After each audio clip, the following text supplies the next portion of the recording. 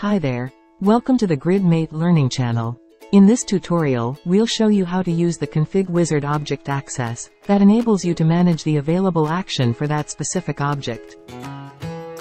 For that, go to the Config Wizard by clicking on the gear icon. Click Advanced. Click the Object Access section.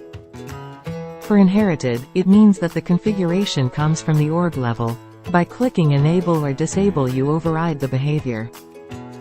For this example, let's enable all the accesses.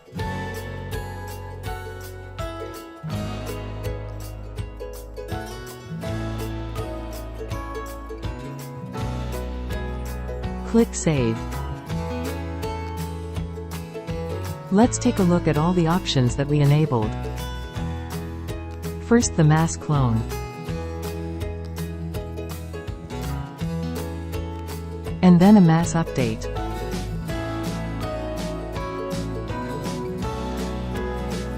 And mass delete.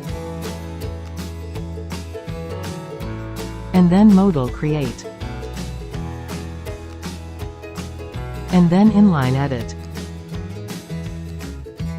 And inline create.